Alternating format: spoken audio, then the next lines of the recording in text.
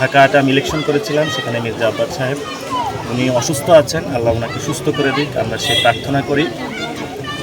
এবং সাথে সাথে যাতে আমাদের পুরো বাংলাদেশ থেকে যে মানুষগুলো আগের যে রাজনৈতিক সংস্কৃতি ছিল সেটা থেকে বেরিয়ে আসে, যাতে আমরা নতুন রাজনীতি করতে পারি, আমরা আজকে সে জুমার দিনে এই প্রার্থনাটা আল্লাহর কাছে করি। আমরা জাতীয় নাগরিক পার্টি বর্তমানে বাংলাদেশে 3টে জিনিস নিয়ে কাজ করতেছি। একটি হলো সংস্কার, যাতে বাংলাদেশের আমূল পরিবর্তন হয়। সাথে সাথে 2 নম্বর হলো আওয়ামী লীগের যেসব সন্ত্রাসী আছে তাদের যাতে আমরা বিচার প্রক্রিয়া নিয়ে আসতে পারি, এবং মানুষের যারা পকেটে ট্যাক্সের টাকা কেটে নিয়ে গিয়েছিল, ব্যাংক লোপাট করেছিল, এবং সাথে সাথে শেয়ার মার্কেটের অনেক মানুষকে তারা নিঃস্ব করে দিয়েছিল, এগুলো যাতে বাংলাদেশে সুষ্ঠু বিচার হয় সেজন্য আমরা বিচারের দাবিতে মাঠে যাচ্ছি। আরেকটি বড় বিষয় হলো যেটা আমাদের সার্বভৌমত্ব ইস্যু। আপনারা জানেন যে ভারত থেকে পুশিং করার চেষ্টা চালাচ্ছে, প্রায় 5,000 বাংলাদেশি পরিচয়ে বাংলাদেশে পাঠানো তারা অলরেডি স্টেটমেন্ট দিয়েছে, এসেছে। আমরা সেক্ষেত্রেও কাজ করছি যাতে আমরা নতজানু পররাষ্ট্রনীতি থেকে বেরিয়ে আসি, একটি স্বাধীন পররাষ্ট্রনীতির দিকে যেতে পারি।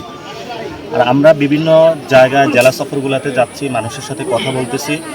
জুলাই যে গণ অভ্যুত্থান হলো, এরপরে জাতীয় নাগরিক পার্টিটা কিভাবে সকল মানুষের কাছে গিয়ে দাঁড় করানো যায়, ওই এলাকার সমস্যাগুলো আমরা শুনি, অ্যাড্রেস করার চেষ্টা করি।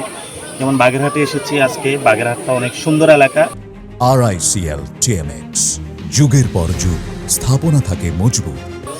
সাথে সাথে বাগেরহাটের উন্নয়ন ওই ভাবে এখানে হয় নাই, এটা আমরা এখানে কথা বলেছি। কিন্তু বাগেরহাটের একটা শেখ ফ্যামিলির একটা রাজত্ব ছিল, কিন্তু শেখ ফ্যামিলি রাজত্ব করেছে, শেখের নাম বিক্রি করেছে, কিন্তু উন্নয়নের নামে এখানে কোনো ছিটেফোঁটাও কিছু হয় নাই। এবং বাগেরহাটবাসীকে অভিনন্দন যে আপনারা শেখ সন্ত্রাসীদের থেকে বাগেরহাটকে উদ্ধার করেছেন, এবং আপনাদের এই জয়যাত্রা ভবিষ্যতে চলমান থাকবে। বাগেরহাটের বড় একটা সমস্যা হলো এখানে শিক্ষা ব্যবস্থা এবং স্বাস্থ্য ব্যবস্থা খুবই নাজুক অবস্থায় রয়েছে। আমরা আশা করব যে সরকার এখানে দৃষ্টি দিবেন যাতে এখানে স্বাস্থ্য এবং শিক্ষা ব্যবস্থার উন্নয়ন হয়। আর আজকে আমার আসার উদ্দেশ্য হলো, আমাদের এই দেশে ইসলাম নিয়ে এসেছে যারা আমাদের অলি গাউস কুতুবরা, তারা নিবৃত্তে এখানে এসে ইসলাম প্রচার করেছে এবং তারা ইসলামের জন্য অনেক কাজ করেছে। যে আমার সামনে একটা পুকুর রয়েছে খান জাহান আলীর, এখানে 7 গম্বুজ মসজিদ আছে এবং এখানে দরগা শরীফ আছে। আমরা এগুলাতে যাচ্ছি যে আমাদের পুরো বাংলাদেশের যাতে মসজিদ ব্যবস্থাটা সুন্দর করে পরিবর্তন হয়, মসজিদের সাথে যাতে একটু পুকুর থাকে, মসজিদের যাতে একটা বনায়ন থাকে, মানে সবুজায়ন থাকে, মসজিদ একটা হেলথ কমপ্লেক্স থাকে।